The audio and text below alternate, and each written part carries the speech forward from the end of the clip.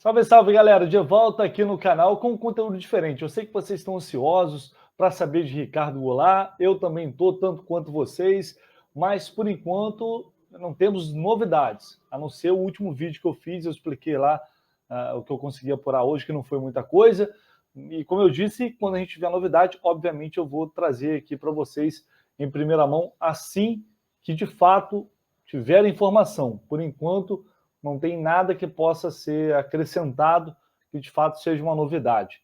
Mas enfim, vamos torcer para que as coisas possam acontecer. Não aconteceu hoje, que aconteça nesta quarta-feira, quem sabe até de madrugada aí sai alguma coisa. Enfim, a gente vai ter que ficar atento aí o tempo inteiro até essa negociação ser concretizada ou não. Mas, enquanto isso não acontece, eu vou chegar agora com um conteúdo que eu já estava preparando já há algum tempo, mas não tive tempo, né? Essa loucura aí de contratações, especulações, eu não consegui publicar esse vídeo, que é um raio-x do Felipe Melo, para a gente conhecer um pouco desse primeiro reforço que o Fluminense anunciou para a temporada 2022. E eu quero fazer isso com todos os jogadores. Então, o Felipe Melo foi o primeiro reforço anunciado e o William Bigode hoje o segundo, sem contar o técnico Abel Braga. Então, a intenção é fazer isso para a gente conhecer melhor esses jogadores. Claro, dar brevemente um resumo do histórico, da carreira, mas focar no momento, né? Porque, afinal de contas, o que interessa é como está o Felipe Melo agora, não o Felipe Melo lá de 2007, 2008, de 2010, Copa do Mundo, enfim, mas tem alguns elementos muito interessantes que a gente pode utilizar neste vídeo aqui, porque elementos que construíram, na verdade, ao longo do tempo, a personalidade do Felipe Melo, né? Que foi um jogador que a vida inteira protagonizou polêmicas, né?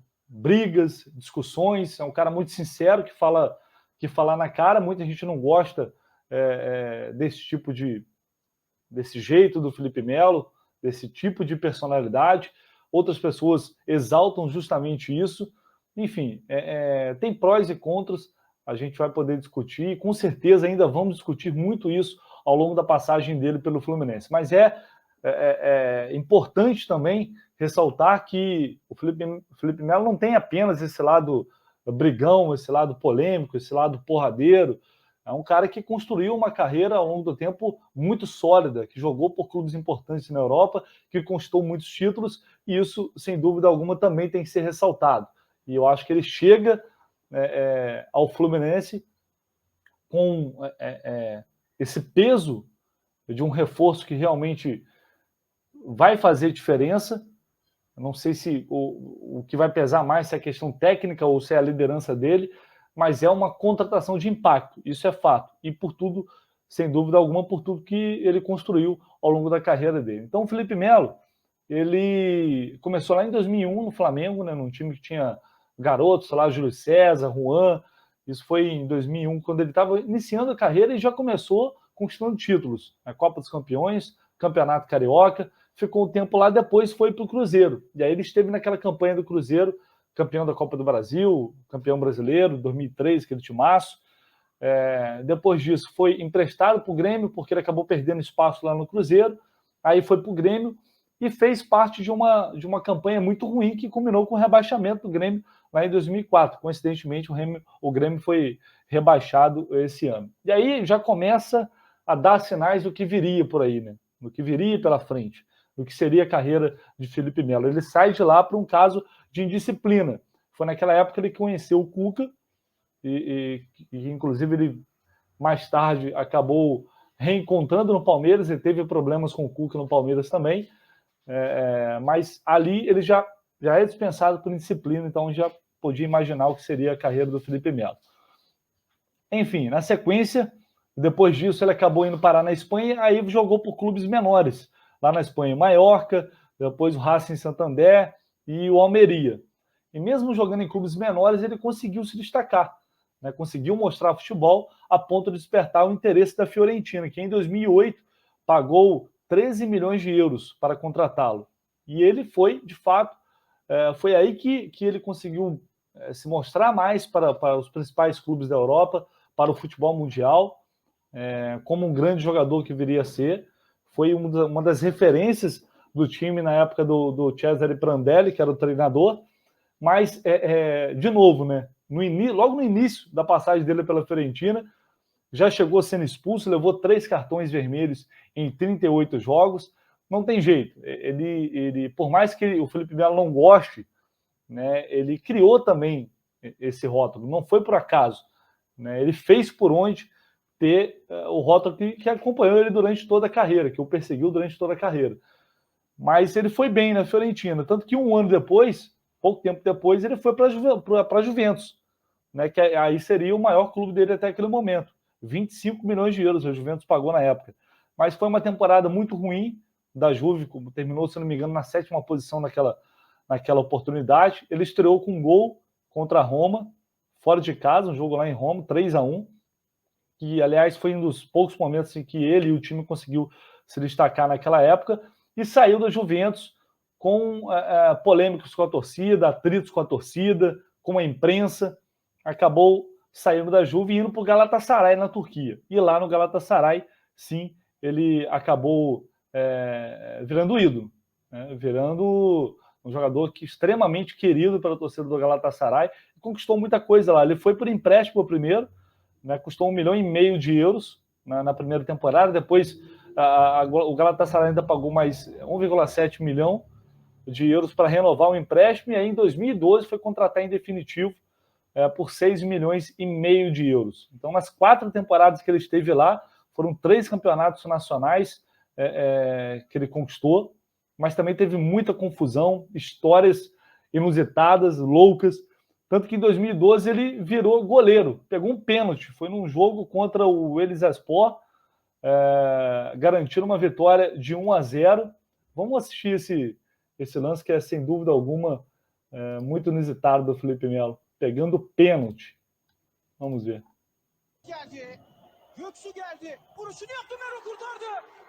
Já sai imitando o Pitbull.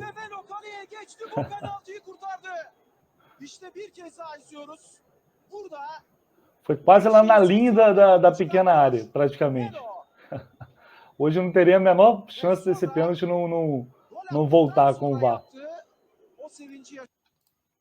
Aí o Felipe Melo pegando o pênalti nesse jogo lá no Galatasaray, uma das situações inusitadas. Depois teve, eu acho que foi uma grande, talvez a maior polêmica da carreira dele, né? Que foi num jogo contra o Beşiktaş da Turquia, né? Foi num lance em que houve uma falta para o Galatasaray, um atendimento ao goleiro do Galatasaray, em que o Beşiktaş deveria depois ter devolvido a bola. Não devolveu, saiu tocando a bola, o Felipe Melo deu um carrinho criminoso no jogador do Beşiktaş, foi expulso ali na hora, e aí o estádio estava lotado, recorde de público naquele momento, a torcida invadiu o estádio, e foi uma pancadaria, cenas lamentáveis. Na Turquia tem muito disso, acontece muito isso, e inclusive o Felipe Melo até justificou depois que na opinião dele, colocaram a culpa da invasão da torcida toda nele, sendo que ele jogou 3 vezes lá no estádio de Beşiktaş e a torcida já tinha invadido o campo várias vezes. Então, mas ele acabou levando a culpa porque ele dá o carrinho, é expulso e sai mostrando a camisa do Galatasaray para os torcedores do Beşiktaş. E aí, logo depois disso, foi toda a confusão. É claro que o gesto dele, a intenção provavelmente havia, mas o gesto dele, obviamente, pesou, né? No ano anterior a isso tudo, ele acabou brigando com o jogador espanhol Alberto Riera durante o treino, e o Riera foi parar no hospital com o rosto todo ensanguentado. Teve confusão também fora de campo em 2014, estava de férias em Las Vegas, nos Estados Unidos, foi jantar num restaurante, e lá tinha um jogador do Galatasaray.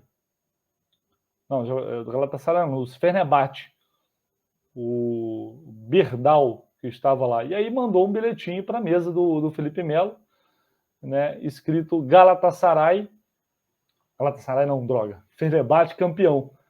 Felipe Melo pegou o bilhetinho com todo carinho, levantou na mesa e foi lá e encheu de pancada o rival do Fenerbahçe. Mais uma vez, o resultado foi um boletim de ocorrência na delegacia. Enfim, algumas dessas polêmicas, que são muitas, eu estou citando aqui algumas, mas tem várias. Depois ele acabou retomando o bom nível na Turquia, continuou jogando muito bem, e aí foi parar na Inter de Milão, né? Outro clube italiano, outro clube grande, na temporada 2015-2016 e 2016 e 2017. Mas ele não conseguiu, de fato, se destacar lá na Inter de Milão. Não foi a passagem de mais destaque do Felipe Melo. E aí, por isso, em 2017, ele acabou chegando ao Palmeiras, que foi uma contratação de muito impacto na época também do Palmeiras. Investiu pesado para trazer o Felipe Melo, que viu a chance de voltar ao Brasil, estava sem espaço na Inter, já tinha alguns anos de Europa e enxergou no Palmeiras, na época que continua sendo um Palmeiras milionário, investindo muito, e o Felipe Melo voltou para o Brasil, vestiu a camisa do Palmeiras e deu início à trajetória de sucesso que ele construiu até nesta temporada 2021, com muitos títulos conquistados.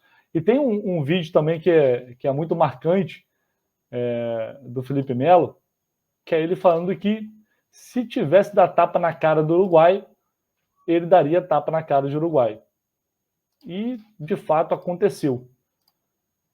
Felipe Melo deu tapa na cara do Uruguai. Vamos ver aqui. Henrique Cáceres por ali.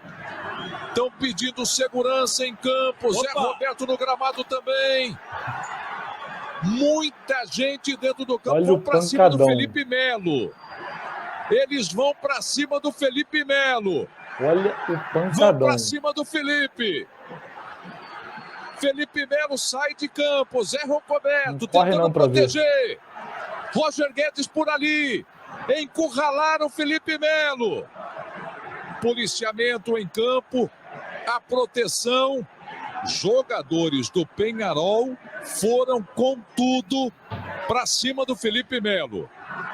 Ele se protege ali, com poucos policiais. E aos poucos vai saindo aí o time do Palmeiras. O homem prometeu que ia dar tapa na cara do Uruguai e deu mesmo. E não dá para esquecer também do resultado dessa briga, né? Ele ficou impedido de entrar no Uruguai. Dias antes, ele acabou conseguindo a liberação, o processo se encerrou, processo que o Matias Mier, que foi o jogador agredido pelo Felipe Melo, moveu contra ele. Dias antes da final da Libertadores deste ano contra o Flamengo, esse processo chegou ao fim, e aí o Felipe Melo pôde estar lá no Estádio Centenário não foi titular do jogo, mas esteve lá para essa final da Libertadores. E agora é o ponto mais importante, porque é a passagem mais recente dele, o último clube, que é o Palmeiras. E eu queria chamar pessoas que acompanharam essa trajetória de perto ali. Primeiro, Rafael Prats, que é meu amigo, colega de Rádio Globo, CBN, lá em São Paulo, comentarista muito competente, para fazer uma análise do que foi essa passagem do Felipe Melo pelo Palmeiras, e também de um outro grande amigo, que é o Paulo Massini, que é ex-companheiro de CBN, está com o canal no YouTube, falando tudo sobre o Palmeiras, e eles vão trazer aqui o olhar deles, a visão que eles têm sobre esse atual Felipe Melo, que é o Felipe Melo que vai vestir a camisa do Fluminense a partir da temporada 2022. Alô, Vitor Lessa, um abraço para você, um abraço ao pessoal também inscrito, ligado no seu canal. Felipe Melo no Fluminense. Se a gente tirar como parâmetro a passagem dele pelo Palmeiras, é uma boa contratação. Passagem pelo Palmeiras de 5 anos foi vencedora, com o Felipe Melo com momentos marcantes ao longo desses anos de Palmeiras, né? Como volante, ele domina a posição, porque ele tem algumas qualidades que outros meio-campistas não têm. Bom lançamento, muito boa saída de bola e boas inversões de jogo. A bola no pé dele rapidamente vai de um lado para o outro. Tem uma qualidade que ele tem que chama muito a atenção, que é a bola aérea.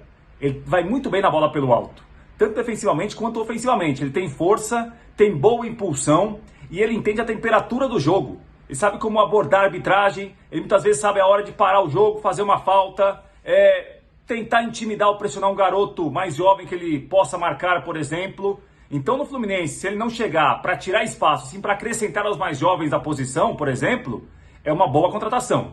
Passagem pelo Palmeiras foi uma passagem em que ele teve altos e baixos, poucos baixos e muito mais altos, mas foi uma passagem vencedora, marcante. Se for o Felipe Melo do Fluminense, o Felipe Melo que nós vimos no Palmeiras, o Fluminense contrata um jogador que conhece a posição, conhece o que exige um jogo de futebol e pode acrescentar muito ao time. Tá bom, Vitor? Um abraço para você, um abraço também ao pessoal ligado no seu canal. Fala, Vitão, beleza? Tudo bem? Grande abraço para você, para os amigos aí acompanhando o canal do Vitor Lessa. Bom, Meus caros, é o seguinte, Felipe Melo correspondeu, tá? No tempo que ele esteve no Palmeiras, ele correspondeu, ele entregou, ele foi muito importante. Depende qual é a expectativa que vocês têm dele, né? Ele fez aí 34 jogos como titular, 44 ao todo, entrando, né?